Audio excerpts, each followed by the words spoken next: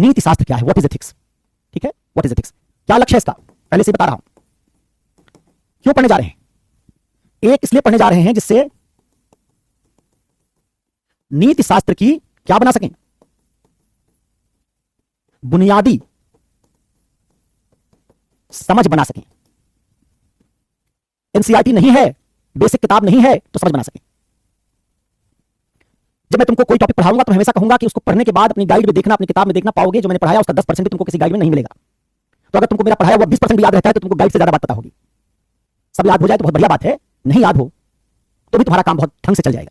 हम जब किसी चीज को ज्यादा जानते होंगे, व्यापक तरीके से जानते होंगे, समझ कर उसको पढ़ा होगा, तो 20% तो टिक ही जाएगा दिमाग में, वो 20% भी तुम्हारी गाइड से ज्यादा होगा। तो एक बुनियादी समझ हमारा पहला लक्ष्य नीति शास्त्र को पढ़ने का, नीति शास्त्र क्या है, इतना समय क्यों देंगे, एक बुनियादी समझ बनाने के लिए। दूसरा लक्ष्य क्या है, दूसरा लक्ष्य है इस विषय में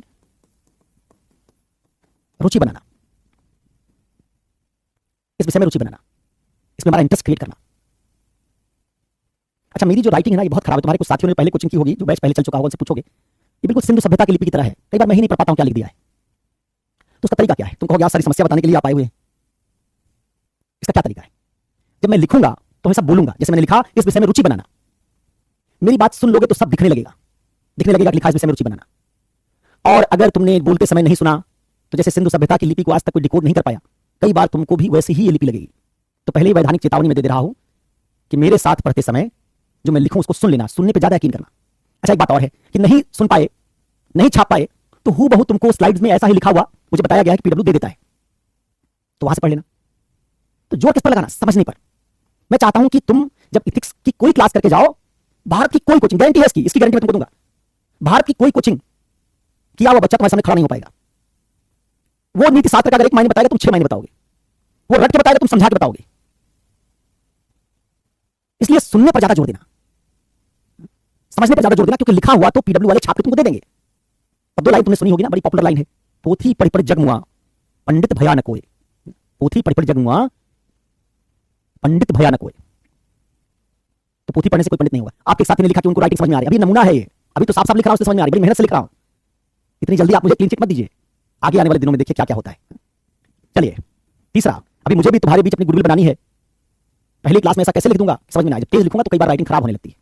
आज तो बहुत आराम से लिख रहा हूं, पहली क्लास से डरा हुआ हूं, तो इसलिए अभी तुम्हारे दबाव में हूं। पहला, इस विषय की समझ बनाना, दूसरा इस विषय में रुचि बनाना। इसको याद रखना, जब 3 दिन बाद में खत्म करूंगा तो मुझे बताना कि तुम में से कौन कौन सा विद्यार्थी वैसा है जिसको एथिक्स क्या है ये समझाने के लिए, पढ़ने के लिए किसी की नोट से गाइड की जरूरत है। अगर तुम में से सब लोग कहेंगे नहीं जरूरत हमको गाइड नोट्स की, गाइड नोट्स की जरूरत नहीं है, हम गाइड नोट से ज्यादा बता सकते हैं, तो समझना कि पढ़ाया सफल हुआ। और अगर मेरे पढ़ाने के बाद भी तुमको कहना पड़ेगा, रटना पड़ेगा सर, तो फिर मेरा पढ़ाया सफल नहीं हुआ। मेरा काम किताब पर तुम्हारी निर्भरता को कम करना है, बढ़ाना नहीं। तीसरी बात, ये सब तो जनरल बात हो गई, ठीक है, विषय में रुचि बन जाएगी अच्छी बात है, समझ बन जाएगी अच्छी बात है, लेकिन हम तो यूपीएससी का पेपर सॉल्व करने के लिए आए। इसलिए तीसरी बात क्या, सिविल सेवा में विगत वर्षों में पूछे गए प्रश्नों का हल। शुरुआत से हमको टारगेट रखना है कि जब हम पढ़ें तो उससे यूपीएससी का सवाल हल हो जाए। अब मैं यूपीएससी के कुछ सवाल आपको बता भी देता हूं जो सीधे एथिक्स के मायने से पूछे गए। जो भी हम पढ़ेंगे सब चीज को यूपीएससी के साथ जोड़कर पढ़ेंगे ना, तुमको मैं दिखाता हूं जिससे तुमको पता चल जाए कि ये बात क्यों कह रहा हूं मैं। देखो 2013 का पेपर जहां से एथिक्स आया हमारे सिलेबस में, जहां से ये सारा संकट आपके जीवन में आया, उससे पहले आपका जीवन कितना सुखमय था, अचानक एथिक्स नाम की आपदा बला आपके ऊपर टूट पड़ी और तब से आपको मुझ जैसे शिक्षक को झेलना पड़ रहा है, शिक्षकों को झेलना पड़ रहा है। देखिए नीति शास्त्र क्या है, हम 3 दिन इसलिए नहीं लगाएंगे कि केवल रुचि बनानी है तुम्हारी, इसलिए लगाएंगे क्योंकि यूपीएससी से 10 नंबर का सवाल पूछ रहा है और 3 क्लास से अगर तुम 10 नंबर का सवाल हल करने में सक्षम हो गए तो बहुत बड़ी उपलब्धि है। क्यों? क्योंकि वर्ल्ड हिस्ट्री 10 नंबर का पूछा जाता है, उसको हम 25 दिन में पढ़ते हैं। 25 दिन में 10 नंबर वर्ल्ड हिस्ट्री से आता है बस, और मैं तुमको 10 नंबर दे दूंगा 3 ही दिन में। फायदे का सौदा है नहीं। इकोनॉमी में भी 3 क्लास से 10 नंबर नहीं बनता, 70-80 नंबर का इकोनॉमी आता है, उसके लिए 50-60 क्लास लगाते हो और 250 नंबर का एथिक्स। इकोनॉमी का 3 गुने से ज्यादा, 80 नंबर की इकोनॉमी से 3 गुने से ज्यादा का एथिक्स है, इसलिए तो 3 क्लास में तुमको 10 नंबर दे रहा हूं। अब सुनो प्रश्न, 2013 का ही पहला सवाल है, मूल्यों नैतिकताओं से आप क्या समझते हैं? क्या सीखने जा रहे हैं? नीति शास्त्र नैतिकता क्या है? 2013 का पहला सवाल क्या है? मूल्यों नैतिकताओं से आप क्या समझते हैं? व्यावसायिक सक्षमता के साथ नैतिक होना किस प्रकार जरूरी है? 10 नंबर का सवाल है नैतिकता से। नीति शास्त्र क्या, इसका मायने समझने से हमको इसको हल करने में सक्षम होना चाहिए। चलिए 2014 का पेपर देखिए, लगातार 10 नंबर का सवाल 3-4 साल आया, फिर 2-3 साल ब्रेक हुआ, फिर आना शुरू हो गया है। 2014 का सवाल सुनिए, मानव जीवन में नैतिकता किस बात की प्रोन्नति करने की चेष्टा करती है? मानव जीवन में नैतिकता किस बात की प्रोन्नति करने की चेष्टा करती है? लोक प्रशासन में अधिक महत्वपूर्ण क्यों है? फिर नैतिकता का सवाल है, नैतिकता मानव जीवन में क्या बढ़ाती है? लोक प्रशासन की जरूरत क्यों है, ये बात हम कहां सीखेंगे, नैतिकता या नीति शास्त्र क्या है इसको पढ़ के सीखेंगे। इसी की एप्लीकेशन से नैतिकता वाले सारे सवाल हल होने चाहिए। ठीक है, 2016 में क्या सवाल आया, सवाल है नैतिकता समाज और मानव की भलाई कैसे करती है। पहला सवाल है 10 नंबर का, नैतिकता समाज और मानव की भलाई कैसे करती है। तो क्या पा रहे हो, 2015 में सवाल है, 2015 में सवाल है पर्यावरण नैतिकता क्या है, इसका अध्ययन करना क्यों महत्वपूर्ण है। 2013, 14, 16 में नैतिकता सीधे सवाल पूछा गया, 2015 में पर्यावरण नैतिकता सवाल पूछ लिया गया। पर्यावरण नैतिकता वाला सवाल भी इसी पढ़ाई से हल हो जाएगा। तो हम जो पढ़ेंगे 3 दिन, इससे क्या टारगेट करेंगे। फिर 2023 में सवाल आया, फिर 2021 में सवाल आया, तो हम टारगेट कर रहे हैं 10 नंबर का एक क्वेश्चन सॉल्व होना चाहिए सिविल सेवा में विगत वर्षों में पूछे गए प्रश्नों का हल। तो तुम्हारे लिए होमवर्क भी होगा। क्या होमवर्क होगा, जो गाइड तुम्हारे पास पीडब्ल्यू की हो, मार्केट में कोई और बात तुमको कहीं मिल जाए, उससे 2013, 14, 15, 16 का 4 साल का जो सवाल नैतिकता पर पूछा गया, अपने किसी रफ कॉपी पर उसका एक उत्तर बनाने की कोशिश करना, और 3 दिन बाद जब नीति शास्त्र खत्म कर लेंगे तब उसका उत्तर जो तुम बनाओगे उसको देखना, और अगर पाओगे कि तुम्हारे गाइड से बनाए गए उत्तर की तुलना में बहुत बेहतर उत्तर तुम बनाने में सक्षम हो गए 3 दिन की पढ़ाई से, इस तरह 3 दिन की पढ़ाई यूपीएससी में एक तरह के सवाल हल करने में हमको सक्षम बना देगी। इसलिए हम नैतिकता क्या है, नीति शास्त्र क्या है, इसको 3 दिन सीखने जा रहे हैं, जिससे 10 नंबर का एक सवाल जो नैतिकता के मायने, नैतिकता के अनुप्रयोग, नैतिकता की प्रासंगिकता, इस पर पूछा जाए, उसको हम हल कर सकें। तो 3 बड़े मकसद, एक नीति शास्त्र की बुनियादी समझ बनाना, दूसरा इस विषय में रुचि बनाना, तीसरा सिविल सेवा में विगत वर्षों में पूछे गए प्रश्नों का हल जानना। ये 3 काम के लिए हम नीति शास्त्र क्या है, या फिर कह लीजिए नैतिकता क्या है, इसको सीखने की कोशिश करने जा रहे हैं। इतनी बात क्लियर है। चौथा एक बात है जो मैंने नहीं लिखी है। क्या चौथी बात है, इसी पढ़ाई से हम यह भी पता करेंगे कि कौन से सवाल में सिलेबस का कौन सा नैतिकता वाला आइडिया लागू होगा, उसको चौथे दिन की पढ़ाई से लेंगे। पहले 3 दिन के लिए यही रखते हैं। जिनके पास नहीं है पीडब्ल्यू की गाइड, प्रिंटेड नोट्स, वो उसको ले लें ना, आपको तो मिल जाना चाहिए, वो उसको ले लीजिए और उससे शुरुआती पढ़ाई करना शुरू कर दीजिए। चलिए अब आइए, पहला हम जो बात सीखने जा रहे हैं, नीति शास्त्र क्या है, what is ethics.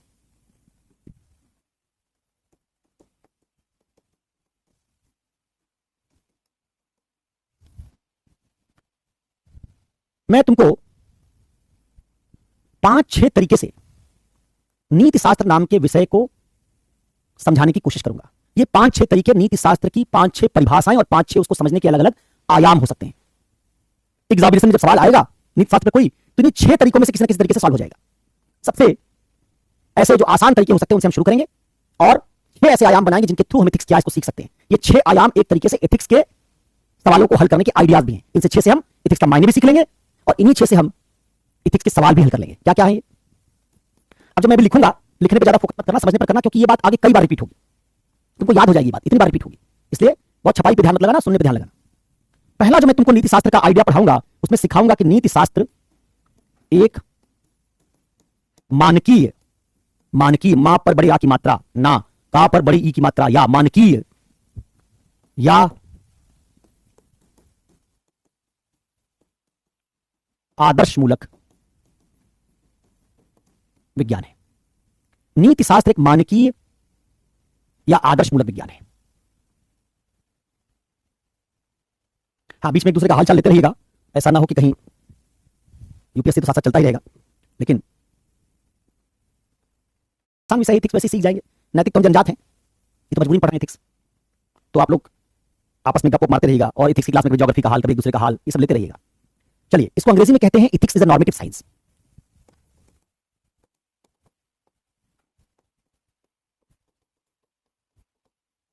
Ethics is a normative science, ठीक है। पहला मायने हो, इसको पढ़ने और सीखने में 40 से 45 मिनट लगेगा। एक लाइन लिखी है, सीखने में लगेगा 40 मिनट। पहला आया, इसको जब आप पढ़ लेंगे तो आपको पता चल जाएगा कि जब हम एआई को पढ़ेंगे 4th पेपर में, और एआई को पढ़ेंगे साइंस में, एआई को पढ़ेंगे एग्रीकल्चर में, एआई को पढ़ेंगे इकोनॉमी में, तो कैसे दोनों अप्रोच अलग अलग है। आरटीआई को पढ़ूं पॉलिटी के पेपर में, RTI right to information act, उसको पढ़ूं पॉलिटी के पेपर में, और आरटीआई पढ़ूं एथिक्स के पेपर में, कैसे दोनों पढ़ाई बिल्कुल अलग अलग होगी। एक पढ़ाई का तरीका है मानकीय। ये मानकीय तरीका होता क्या है, अगर हम ये सीख जाएंगे तो हम समझ जाएंगे एथिक्स कौन से अप्रोच से पढ़ाई करने का तरीका है। एथिक्स से जब हम स्वतंत्रता समानता की बात करते हैं तो उसका तरीका अलग होगा। एथिक्स से जब हम आरटीआई पढ़ेंगे उसका तरीका अलग होगा, पॉलिटी में आरटीआई पढ़ेंगे उसका तरीका अलग होगा। तो मानकीय विज्ञान होता क्या है, और विज्ञान कौन कौन से होते हैं, कितने तरह के विज्ञान होते हैं, ये अलग अलग विज्ञान क्या करने की कोशिश करते हैं, एथिक्स उन विज्ञानों से अलग कैसे है, और ये मानकीय विज्ञान कैसे है, और इस विज्ञान के तौर पर ये क्या करने की कोशिश करता है। बहुत सारे सवाल से जुड़े होंगे जो हम इसको लेंगे। पहले मैं क्या कर रहा हूं, एक बार 5-6 अप्रोचेस लिख दे रहा हूं, उनकी सूची बना दे रहा हूं, जिनके थ्रू हम एथिक्स को पढ़ने, एथिक्स के विषय में रुचि बनाने, और एथिक्स से पिछले इसमें पूछे गए सवालों को हल करने की कोशिश करेंगे। एक साथ 3 काम करेंगे, एक तीर से 3 शिकार। तो पहले मैंने एक परिभाषा, एक आइडिया लिखा कि एथिक्स एक नॉर्मेटिव साइंस को हम सीखने की कोशिश करेंगे, ठीक है। और दूसरा, नहीं मानकीय नहीं, मानकीय मानवीय में बड़ा अंतर है निकिता। मानकीय और मानव में बड़ा अंतर है। वो मानवीय है, ये मानकीय है, इसलिए अंग्रेजी में उसको आदर्श भी लिख दिया है। मानक सुना है, जैसे आईएसआई, इंडियन स्टैंडर्ड का जो एक पैरामीटर, आईएसआई वाला नहीं है, पाकिस्तान वाला नहीं। आप कहते हैं सोने के आभूषणों को खरीदो, उस पर हाल मार्क लगाना चाहिए। हाल मार्क क्या है? शुद्धता का मानक है। हाल मार्क लगा सोना शुद्ध है। मानक मतलब होता है आइडियल। तो मानकीय और मानवीय में अंतर है। सुप्रिया गौतम जी, अभी तो हम नीति शास्त्र ही क्या यही पढ़ रहे हैं, अभी मानव सहसंबंध पे क्यों जा रही हो? तो सिलेबस है, पहली यूनिट पे 3 दिन के बाद जाएंगे। जब पहले नीति शास्त्र सीख लेंगे तभी तो नीति शास्त्र का मानव के साथ संबंध बनाएंगे। तो तुम्हारा पहला टॉपिक है नीति शास्त्र का, पहली यूनिट का नीति शास्त्र और मानव सहसंबंध। लेकिन नीति शास्त्र का मानव सहसंबंध बनाने से पहले नीति शास्त्र क्या है ये सीख लो। क्यों सीख लो? क्योंकि बुनियादी समझ बनेगी। क्यों सीख लो? क्योंकि इससे तुम्हारी विषय में रुचि बनेगी। और क्यों सीख लो? क्योंकि इससे इथिक्स में करीब पिछले 13 साल में 7 से 8 सवाल पूछे जा चुके हैं 10 नंबर के, उनको हल कर पाओगे। इसलिए ये पढ़ाई हम कर रहे हैं। ठीक है। दूसरा, पहले मैं 6 आयाम लिखूंगा, 6 मायने लिखूंगा नीति शास्त्र, फिर एक एक को समझाऊंगा। दूसरा, नीति शास्त्र दुविधा समाधान का विज्ञान है। Ethics is dilemma solving science. नीति शास्त्र दुविधा समाधान का विज्ञान है। निकिता जी, अभी शुरू में आप पीडब्ल्यू की गाइड पढ़ लीजिए। पीडब्ल्यू ने जो दिया हो आपको नोट्स, उसको पढ़ लीजिए। फिर मैं बताऊंगा 3-4 दिन बाद कि कौन कौन सी गाइड उपलब्ध है मार्केट में, उनमें से कैसे आप पता करें आप क्या पढ़ सकते हैं। पीडब्ल्यू से शुरू कीजिए अभी आप।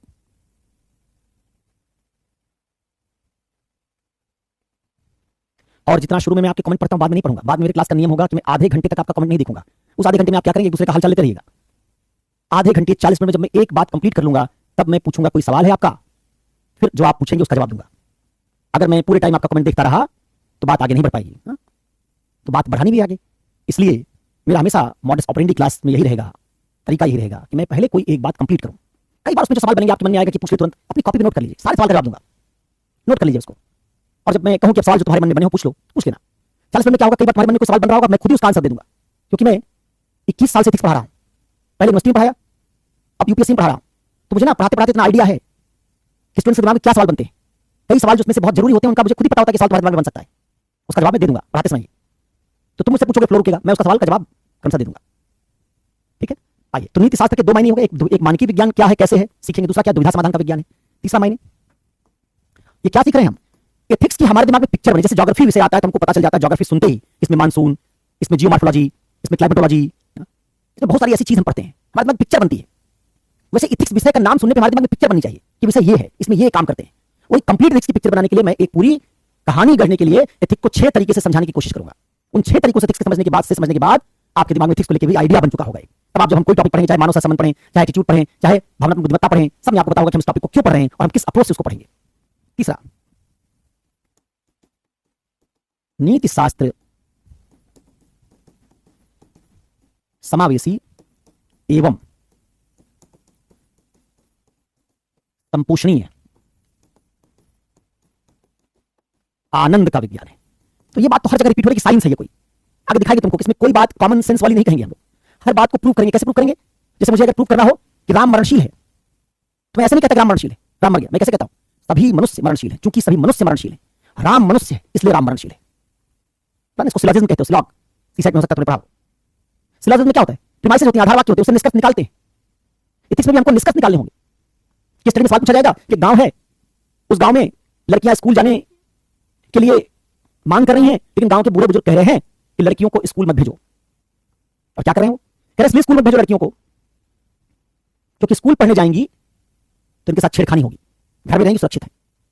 और दूसरा कहा उन्होंने, इनको स्कूल इसलिए मत भेजो कि जब लड़कियां पढ़ेंगी लिखेंगी तो ये भी रोजगार के लिए जाएंगी, और ये रोजगार के लिए जाएंगी तो लड़कों के रोजगार पाने के चांसेस घट जाएंगे। अब लड़के रोजगार नहीं पाएंगे तो उनका शादी ब्याह, बहुत सारी मुश्किलें खड़ी हो जाएंगी। इसलिए लड़कियां लड़कों का रोजगार खा जा रही हैं। और अभी भी हमारे समाज में मूल रूप से माना जाता है कि पुरुष रोजी रोटी चलाएगा, इसी बेस पर उसका शादी ब्याह होता है।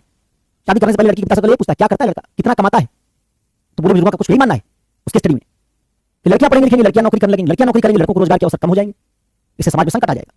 वहीं दूसरी पीढ़ी तरफ एक युवा पीढ़ी है जो युवा पीढ़ी कहती कि नहीं, लड़कियों को पढ़ने के लिए भेजो, उनको बराबर अवसर मिलना चाहिए। अब आपसे पूछ लिया जाएगा सवाल में कि आप किसका समर्थन करेंगे, बूढ़े बुजुर्गों का या फिर नवयुवकों का। अब मैं जानता हूं कि आप में से बहुत सारे लोग कह देंगे कि नवयुवकों की बात का समर्थन करेंगे, लड़कियों को स्कूल भेजना चाहिए। मैं पूछ लूंगा, अच्छा लड़कियों को स्कूल भेजना चाहिए, क्यों भेजना चाहिए? मुझे इसका उत्तर दो, जस्टिफिकेशन दो, ऐसे आर्गुमेंट बनाओ जैसे सभी मनुष्य मरणशील हैं, राम मनुष्य इसलिए राम मरणशील है, वैसे निष्कर्ष निकाल के दिखाओ कि लड़कियों को इसलिए स्कूल भेजना चाहिए। और जो निष्कर्ष मुझे निकाल के दिखाओगे उसमें बूढ़े बुजुर्गों की उस बात को खारिज करके दिखाओ कि उनका आर्गुमेंट, उनका निष्कर्ष गलत है, तभी केस स्टडी सॉल्व होगी। और ये करने के लिए हमको जो आर्गुमेंट चाहिए उसको बताने के लिए हमको साइंस चाहिए जिसको सॉल्व करेगा। अब आप में से कोई मान लीजिए कोशिश करना चाहता है कि हम इसको सॉल्व कर सकते हैं सर, तो ट्राई करके देख लेते हैं। ट्राई करके आप बताइए, फिर इसका उत्तर मैं बताऊंगा।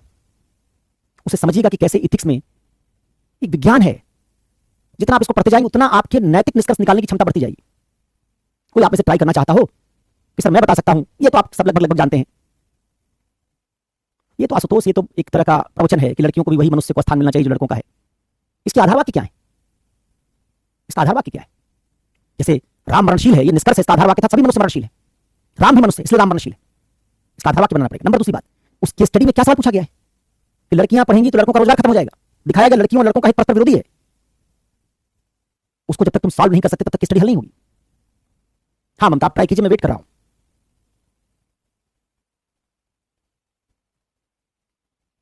वो रोटी बना सकती है, पनीर की सब्जी बना सकती है, ये बात नहीं चलेगी। नहीं तो क्या मनीषा तुम ये करोगी क्या कि केस स्टडी में कह दोगी कि हम यूपीएससी सवाल पूछेंगे कि लड़कों क्यों भेज रहे हो? तुमको उन्होंने सवाल हल करने के लिए कहा, सवाल पूछने के लिए कहा है। इंटरव्यू बोर्ड में तुमसे पूछेगा कोई, ऐसा कोई कह रहा है, बताओ तुम इसको सॉल्व कैसे करोगी? तुम कहोगे हम इंटरव्यू बोर्ड से सवाल पूछ रहे हैं। मैंने तुमको सवाल दिया, तुमने कहा आप ही एक सवाल बता दीजिए। अरे मैं यूपीएससी का सवाल पूछ रहा हूं भाई, ये मेरा सवाल नहीं है। मैं जानना चाहता हूं कि आप इस तरह के सवाल का कोई हल जानते हैं?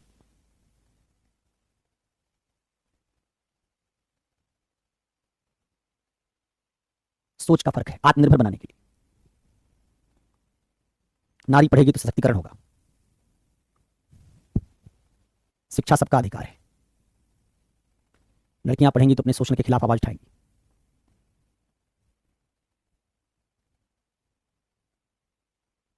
एक भी आंसर सही नहीं है। तुम रटी रटाई बात की संविधान में अधिकार है, सब समान है, वो रटी रटाई बात कर रहे हो जो 12 साल 14 साल का एक 5वीं क्लास का बच्चा भी बता देगा।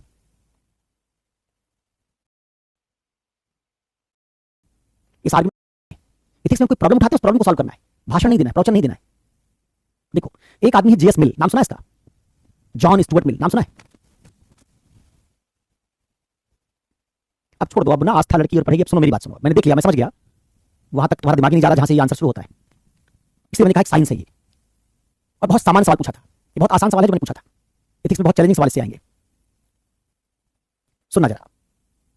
एक आदमी है जेएस मिल, जॉन स्टुअर्ट मिल, उसने ऐसे लिखा, निबंध लिखा, निबंध का नाम है सब्जेक्शन ऑफ ह्यूमन, स्त्री पराधीनता, बाद में किताब के रूप में छपा हो। उसने क्या आर्गुमेंट दिया, जरा सुनना, और कैसे आर्गुमेंट तुम्हारे केस स्टडी को सॉल्व करेगा, समझने की कोशिश करना। अभी शुरुआत में जब हम लोग पढ़ रहे हैं ना, थोड़ा दिमाग को खोल के रिलैक्स होकर पढ़ो, भूल जाओ तुम एथिक्स पढ़ रहे हो। अभी हम लोग टाइम लेंगे अपना, एथिक्स पढ़ने का थोड़ा दिमाग तैयार करेंगे, उसका टेम्परामेंट देखेंगे, सीखेंगे कि एथिक्स में किस तरह की पढ़ाई हम लोग करने वाले हैं आगे। और ये भी देखना कि क्या इस तरह की पढ़ाई से क्या तुम्हारा जीएस फर्स्ट पेपर का सवाल हल नहीं होगा, क्या इस तरह की पढ़ाई से निबंध अच्छा नहीं लिख पाओगे, क्या इस तरह की पढ़ाई से इंटरव्यू बढ़िया नहीं दे पाओगे। और अगर ये सब हो सकता है तो समझना कि एथिक्स ये सब जगह कंट्रीब्यूट करेगा। एथिक्स अगर तुम्हारे सोचने समझने तर्क करने की क्षमता बढ़ा देगा तो इसी क्षमता से तुम अच्छा निबंध लिखोगे, इसी क्षमता से तुम अच्छा इंटरव्यू दोगे, इसी क्षमता से तुम सोसाइटी का सवाल हल करोगे, सामाजिक कुरीतियों पर लिख पाओगे। क्या कहा जेएस मिल ने? जेएस मिल ने कहा कि जो लोग ये समझते हैं कि लड़कियों के पढ़ने से लड़कों का रोजगार कम हो जाएगा, वो गलत है।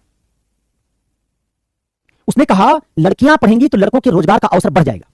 ध्यान रखना, केस स्टडी में बूढ़े बुजुर्ग कह रहे हैं कि लड़कियों को स्कूल मत भेजो क्योंकि ये पढ़ेंगी तो नौकरियां सीमित हैं, उन सीमित नौकरियों को लड़कियां हड़प लेंगी तो लड़के बेरोजगार रह जाएंगे।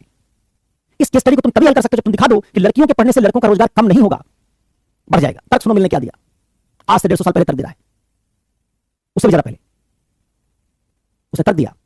उसने कहा कि रोजगार का सीधा संबंध जीडीपी के साइज से है। हमारा जीडीपी जितना बड़ा होगा रोजगार उतना ज्यादा होगा। जैसे दुनिया भर के बहुत सारे लोग अमेरिका रोजगार करने के लिए जाना चाहते हैं, भारतीय भी आईआईटी पढ़ के अमेरिका में नौकरी करना चाहते हैं, क्यों? क्योंकि अमेरिका की इकोनॉमी बड़ी है। अब मिल कहता है कि किसी राज्य की इकोनॉमी कब बड़ी होगी, देखो कैसे तर्क बना रहा है। कहता किसी राज्य की इकोनॉमी तब बड़ी होती है जब उस राज्य के नागरिकों की बौद्धिक क्षमता ज्यादा होती है। इकोनॉमी कैसे बड़ी होती है? इकोनॉमी बड़ी होती है स्टार्टअप से, इनोवेशन से। जैसे अमेरिका की कई कंपनियों की नेटवर्थ, एक एक कंपनी की बात कर रहा हूं, एक एक कंपनी की नेटवर्थ पाकिस्तान की इकोनॉमी से 2.5 गुना बड़ी है। टेस्ला के ले लोगे ना अमेरिका में, एलन मस्क का टेस्ला, टेस्ला का जो मार्केट वैल्यूएशन है पाकिस्तान की इकोनॉमी का 2 गुना ज्यादा है। एक पूरे राज्य की पूरी जीडीपी और सिर्फ एक कंपनी का मार्केट वैल्यूएशन, एक कंपनी पाकिस्तान के राज्य से ज्यादा बड़ी है। तो मिलने क्या तर्क बनाया? मिलने तर्क बनाया नौकरी का संबंध इकोनॉमी के साइज से, और इकोनॉमी का साइज बड़ा होता है नवाचार से। उस देश में कितना इनोवेशन किया, उस देश में नए आइडियाज कितने हैं, नवाचार कितना है, और इसका संबंध है बौद्धिकता से।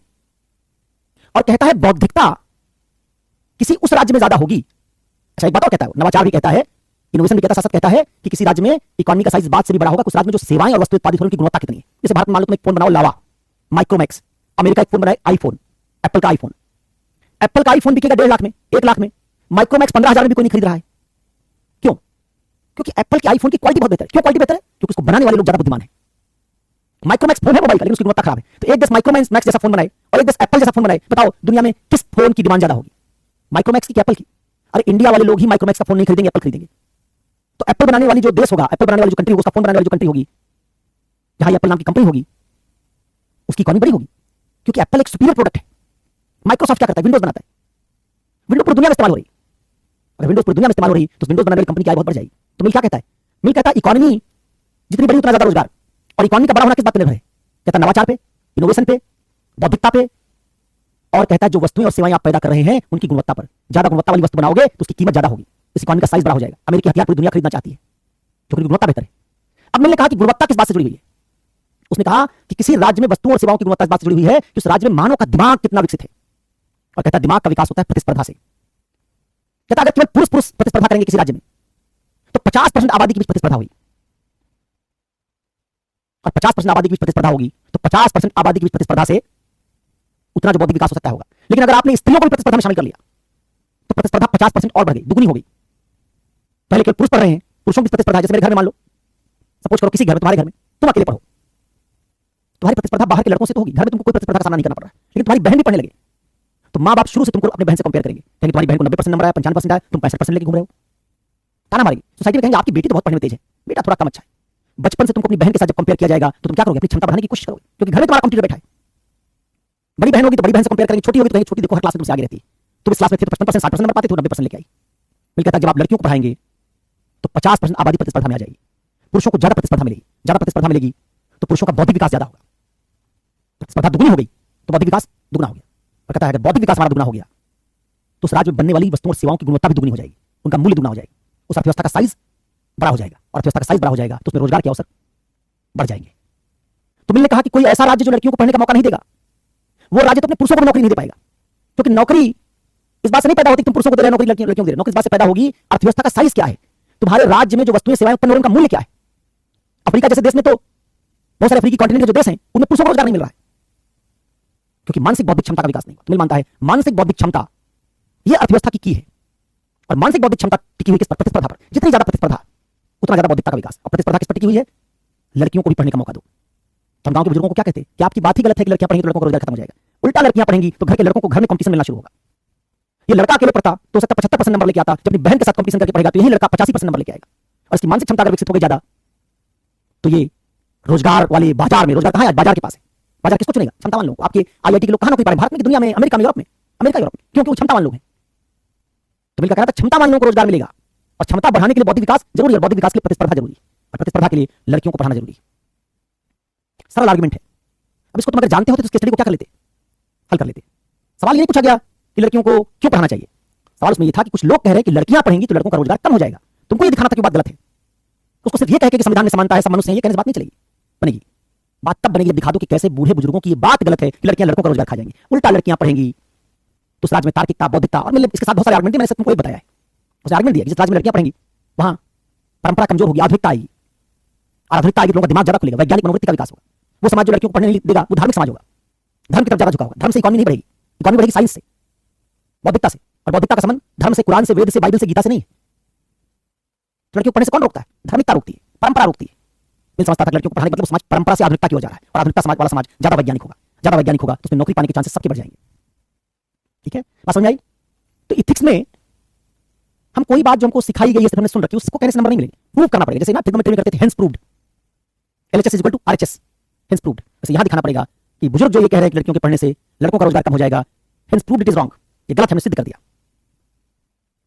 और उसमें तुमको इंडेक्स देने पड़ेंगे। कैसे? जैसे नवाचार इंडेक्स आता है, इनोवेशन इंडेक्स आता है, पाओगे जितने दुनिया की सबसे ज्यादा इनोवेशन वाली कंट्रीज हैं वही कंट्रीज हैं जहां लड़कियों और लड़कों के बीच में भेदभाव सबसे कम है। जिन राज्यों में लड़के लड़कियों के बीच भेदभाव है उन राज्यों में इनोवेशन कम है। तो इनोवेशन से उस बात को जस्टिफाई कर सकते हो। ठीक है, इसलिए मैंने कहा था कि पेपर दिमाग खोलने वाला पेपर है, इसकी पढ़ाई लिखाई का तरीका भी अलग होगा। इसमें नोट्स रखने से बात नहीं बनेगी, क्योंकि तुम ये थोड़ा जान के जा सकते थे कि स्टडी में पूछ लेंगे कि लड़कियों को स्कूल भेजना चाहिए, नोट्स में कहीं नहीं लिखा रहेगा, सवाल ऐसा आएगा जिसको तो तुम समझ से ही हल कर पाओगे। तो ये पेपर इसलिए समझ बनाने का पेपर है। यही बात हमको इस पूरे पेपर में सीखनी है। जैसे जैसे इसको तुम सीखते जाओगे वैसे तुमको लगेगा कि हमारे भीतर से इंपावरमेंट हो रहा है। अब हम कोई बात ओपिनियन बनाने में सक्षम है। फिर चाहे वो सवाल हमको निबंध में पूछ लिया जाए, वहां भी कर सकते हैं, सोसाइटी में पूछ लिया जाएगा, स्त्रियों की शिक्षा पर क्यों निवेश करना चाहिए, स्त्रियों की शिक्षा के संदर्भ में तर्क क्या है, वो भी कर लोगे, इंटरव्यू पूछा जाएगा, वहां भी कर लोगे। चलिए अब वापस लौटिए जरा। तो जैसे हम इस पेपर को पढ़ेंगे इसमें हमारी रुचि बनेगी, हम समझ पाएंगे कि पेपर डायनेमिक पेपर है, क्रिटिकल थिंकिंग को डेवलप करेगा, हमारी रैशनैलिटी को खोलेगा, हमारी समझ का विस्तार करेगा। नीति शास्त्र समावेशी और संपोषणीय आनंद का विज्ञान है। एक हम इसका आइडिया सीखेंगे, जिस आइडिया हम सीखेंगे कैसे नैतिकता और आनंद परस्पर समानुपाती है। जितनी नैतिकता बढ़ेगी उतना आनंद बढ़ेगा। प्रूव करना पड़ेगा इसको भी, जैसे विमिल वाली बात बताएंगे वैसे प्रूव करना पड़ेगा इसको। सवाल आया यूपीएससी में, क्या सवाल आया था? नैतिकता हमारे जीवन में क्या बढ़ाने की चेष्टा करती है? देखा था ना, नैतिकता मानव जीवन में किस बात की प्रोन्नति की चेष्टा करती है? 2014 का सवाल है, पहला सवाल 2014 का, बल्कि दूसरा 1 का बी, नैतिकता मानव जीवन में किस बात की प्रोन्नति करने की चेष्टा करती है। यहां हम सीखेंगे नीति शास्त्र किसका विज्ञान, आनंद का। तो क्या लिखेंगे उस उत्तर में? नैतिकता मनुष्य की जिंदगी में आनंद की प्रोन्नति, प्रोन्नति मतलब बढ़ाना। जब ये वाला मायने सीख लोगे तो ये वाला सवाल जो 2014 वाला हल हो जाएगा। नीति शास्त्र समावेशी एवं संपोषणी आनंद का विज्ञान है, इसकी एक परिभाषा होगी। इसको हम कहेंगे ethics is science of inclusive and sustainable happiness. और ये सारी परिभाषाएं आपको आपकी गाइड में नहीं मिलेंगी, लेकिन इनको सबको पढ़ के तुम्हारी समझ काफी विकसित हो जाएगी। तो तीसरी परिभाषा जो हम सीखेंगे, इसको सीखने में फिर 20-25 मिनट लगेगा कि नीति शास्त्र एक विज्ञान है जिस विज्ञान का काम मनुष्य के जीवन में पीड़ा को कम करना और आनंद को बढ़ाना है। एक ऐसा साइंस जो दावा करता है कि वो जो बताएगा उसको अप्लाई करने से ह्यूमन की जिंदगी में, मनुष्य की जिंदगी में, सोसाइटी में पेन कम होते जाएंगे और हैप्पीनेस बढ़ता जाएगा। देखेंगे कैसे एथिक्स ये दावा करता है, उस क्लेम को कैसे जस्टिफाई कर सकते हैं। ठीक है। चौथा,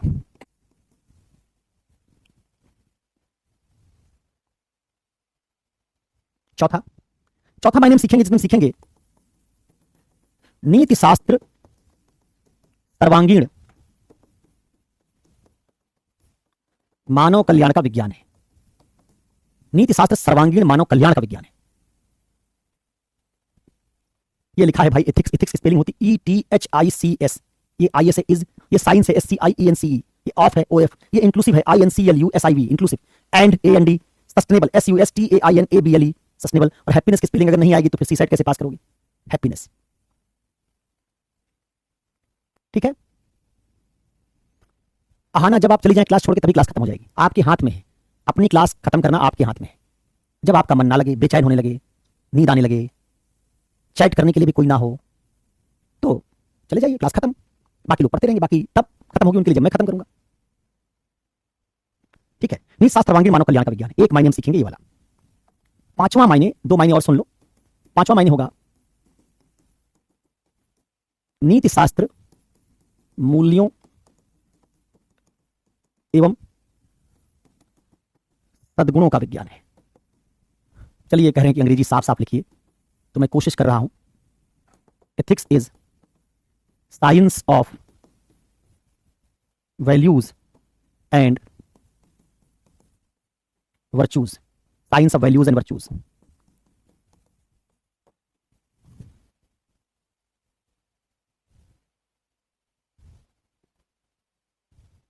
ethics is science of values and virtues. Value की स्पेलिंग होती VALUES, वर्चू की होती VIRTUES।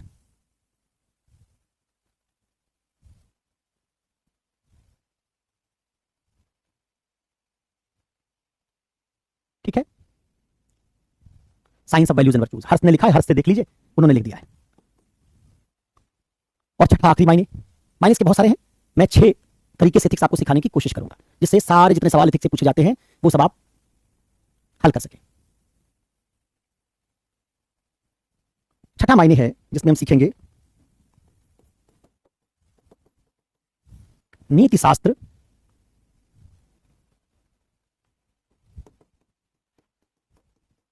मानव जीवन की गुणवत्ता का विज्ञान है।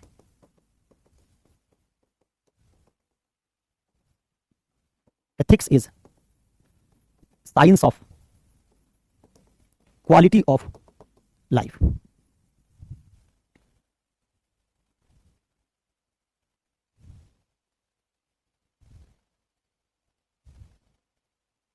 ठीक है। Ethics is science of quality of life.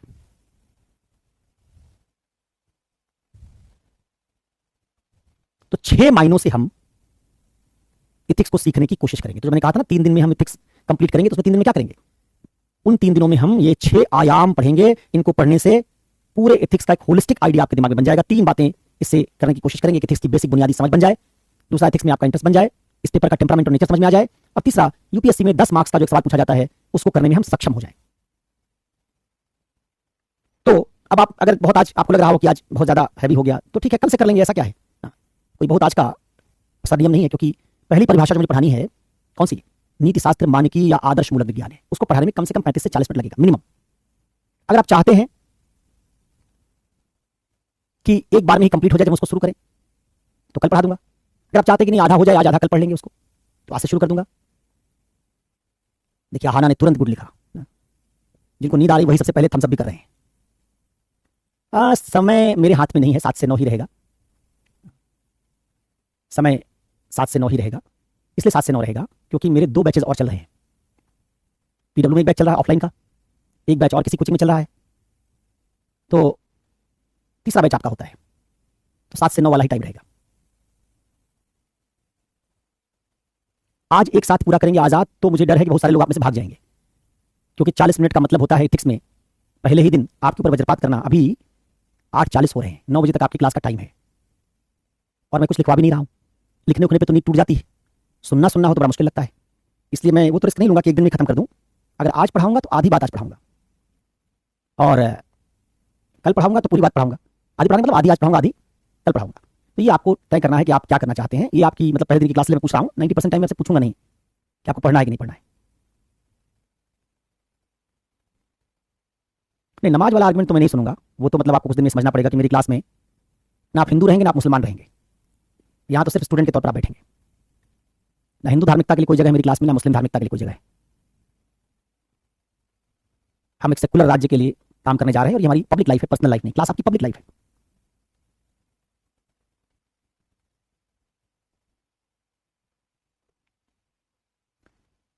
हालांकि कुछ लोगों ने कहा कि आज पढ़ा दीजिए, लेकिन कुछ लोग कह रहे हैं कल पढ़ा दीजिए।